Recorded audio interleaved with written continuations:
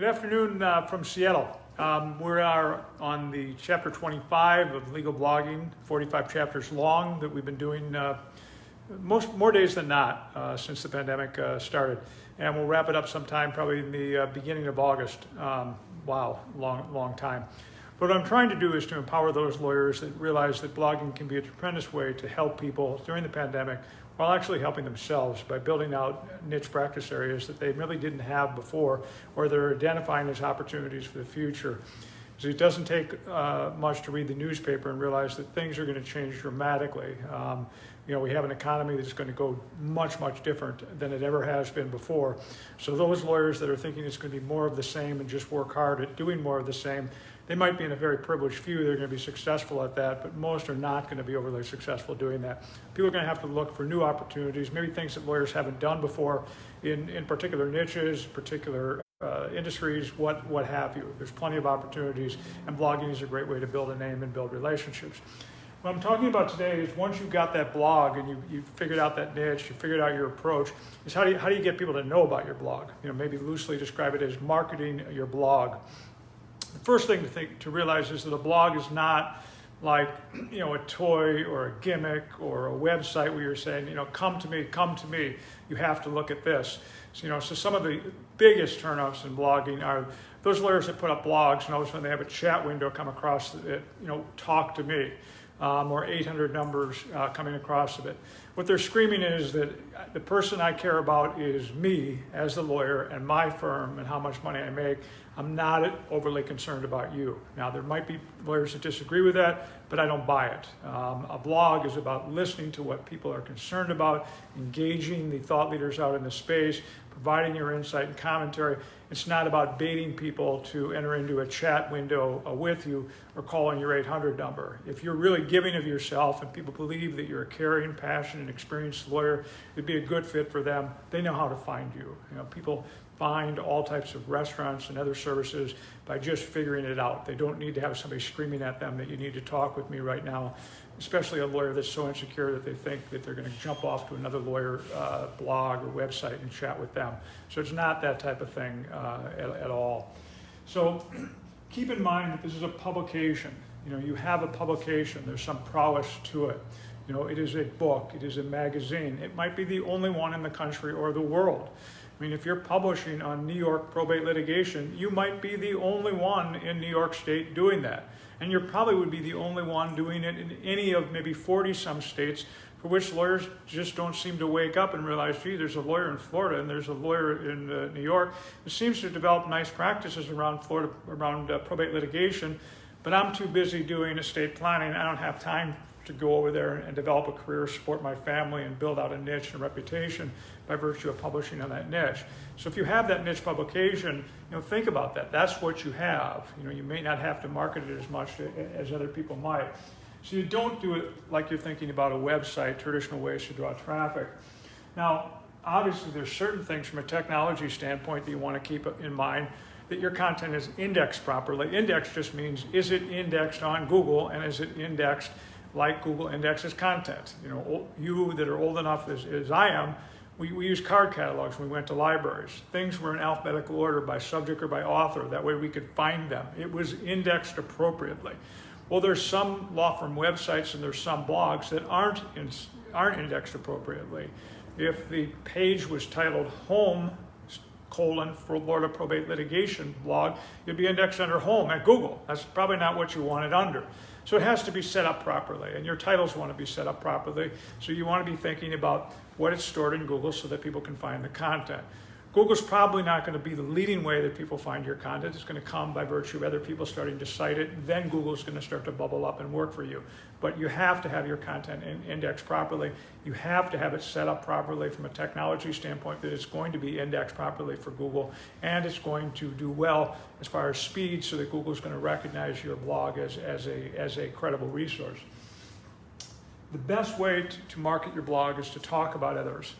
And that sounds counterintuitive. Talking about others to get people to come to my blog. Think how many lawyers would think about that first? That would be the last thing they would think about. Talking about other people as a way to get people to recognize me and my authority. seems kind of crazy. It's not. Because if I make a list of the influencers in my particular field, and let's say when I was starting LexBlog, it was those people that started about blogging. And I didn't know much about blogging at all. I knew nothing about blogging. But there were a number of people that did, and I followed their blogs, and I shared what they wrote, and I provided my take on what I thought that meant to lawyers. And lo and behold, people started to recognize me that were out there blogging. They started to cite me. I started to get recognized for somebody that knew something about blogging, and I did because I was studying it and providing my insight and commentary. So imagine if you're a lawyer publishing on, domestic abuse in Tacoma, Washington. There might be the Tacoma newspaper, there might be the Seattle newspaper, there might be bloggers anywhere in the United States writing on domestic abuse issues. You want to be able to follow those sources and have them come into your news aggregator so you can see what's there skimming through it. You might want to follow the subject. You may want to follow domestic abuse. Just have that subject come in. You might find that there's certain shelters and certain resources in your community that you want to follow and have them come in. You may want to follow certain people in Twitter that are sharing insight and commentary or issues relating to domestic abuse. Why? Because they're the influencers. And if you start to share what they're saying and provide your take on it, providing a link to them from your blog, and letting them know that you shared their insight on your publication with your readers, they're going to start to follow you. And what they're going to start to do is they're going to share what you write. So now you have people out there sharing what you're writing as a reliable and trustworthy publication or publisher, sharing information. Nothing is better than that. Nothing is better than talking about others as a way to get people to see your blog, because you're going to establish trust, and you're going to build an army of people that are going to begin to share your insight and commentary. So when you share something on Twitter, you might find 5 other people retweet it, like it, what have it. You're building influence as you go. So that's the leading way to do it. Find those influencers, start to realize that it's very easy to start to follow things, share what other people are saying, and provide your insight and commentary. Many, many lawyers are so insecure that they can't do that. And that's great for you, because all those insecure lawyers aren't going to do this. And they're about 90% of the world. So there's only 10% are secure enough to talk about what other people are saying and provide their insight and commentary on it.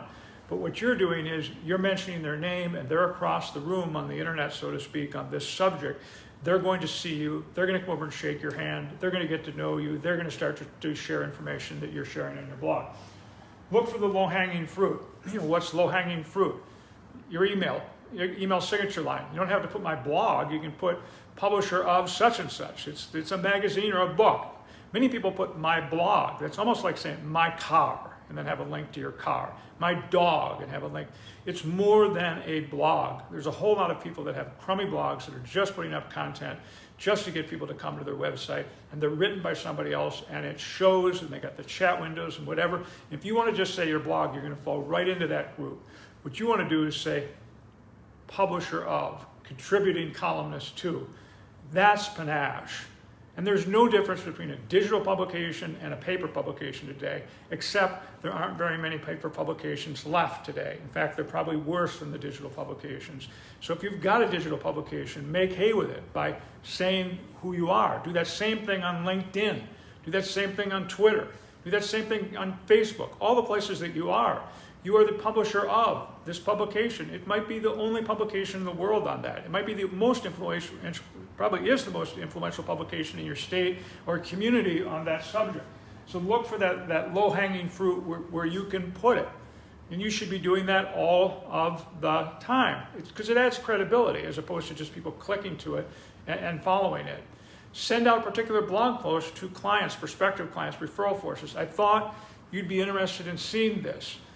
Here's the article. If you want to keep subscribing to my blog, here's how to do so. Or my publication, here's how to do so.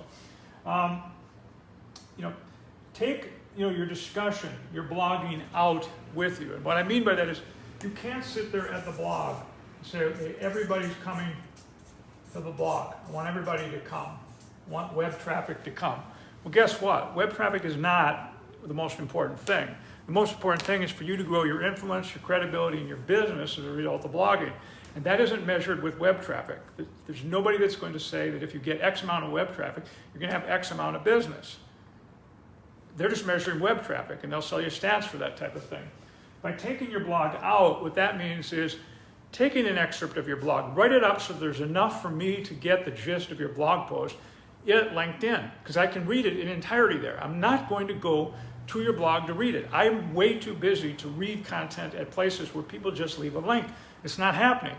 Be courteous, be kind, take the 5 or 10 minutes that it takes to LinkedInize your blog post. You can take that same piece and put it over on Facebook, because on Facebook, same thing. So many people just put the title and the link, and they're really expecting people to go there and read it. They're not even going to read the New York Times, ESPN, let alone your blog. They're just not going. But give them the synopsis of what it is, because at both of those places, what's going to happen is not only are you going to gain recognition from putting up information on a regular basis, you're going to have people like your post, you're going to have people comment on your post, and you're going to be able to meet those people as a result of that. And what's going to happen is the algorithms at both of those places are going to start to service your content in front of the type of people that you want to get to know. So if you're doing probate litigation work in New York and you're sharing a little synopsis of the post at LinkedIn, and people that are in the probate litigation industry are doing referrals to that space, LinkedIn's going to start to know that and put your content in front of them. The same thing is going to happen at Facebook if you know how to use Facebook from a standpoint of personal and professional basis. So you're taking your blog out with you. You want to do it on Twitter. You take a little header from your blog, you put it on Twitter, you give a hat tip to the person you cited. Ideally, what you're doing on Twitter is not just putting your own stuff up, because that's lame.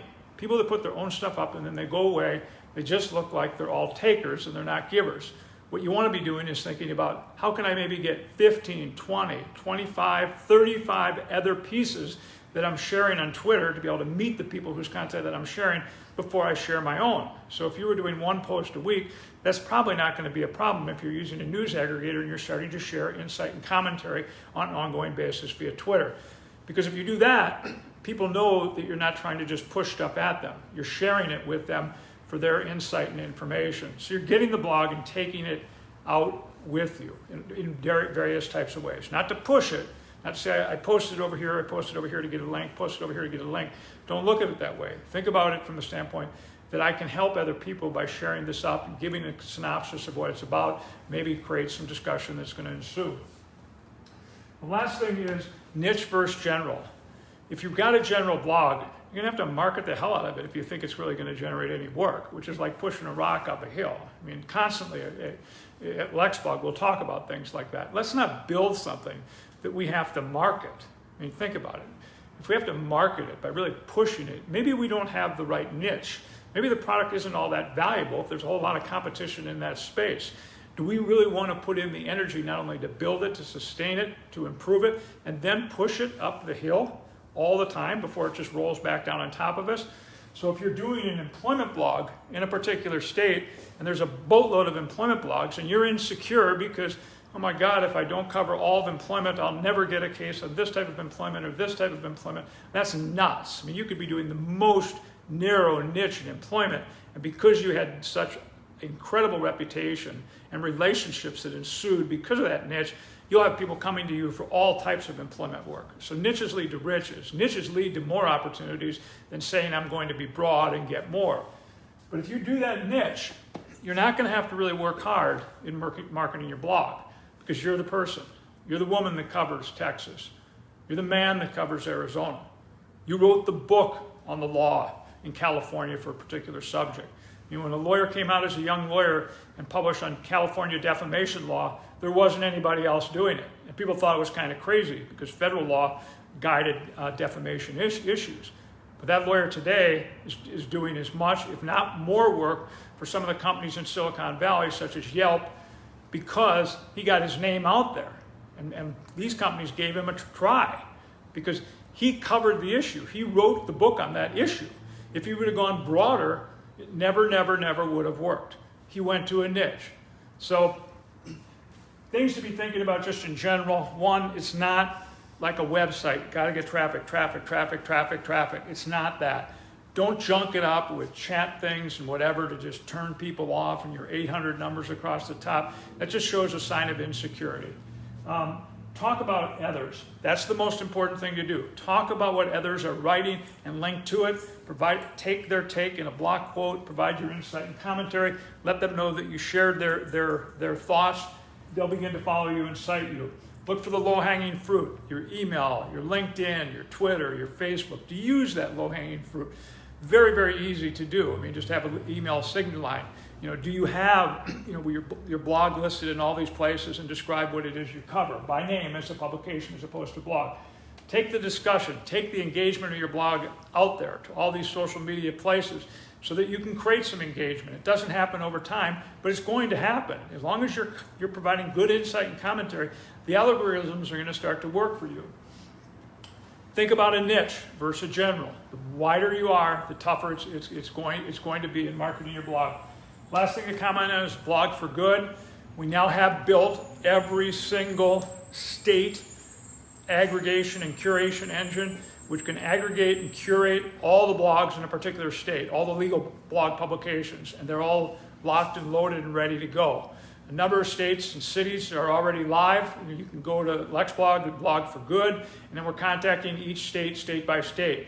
Those bar associations that have decided for whatever reason, it doesn't cost them anything to participate, they don't want to do it, we'll do it. And so for those states that don't want to do it, we'll launch that publication to shine a light on the lawyers that are doing great things in this really tough time today. And then we're providing those lawyers a free turnkey blog solution, the likes of which people have been charged over $200 a month for in the past. So we're doing everything we can to empower lawyers to leverage blogging, to help people and to help themselves during these tough times. You guys have a great day.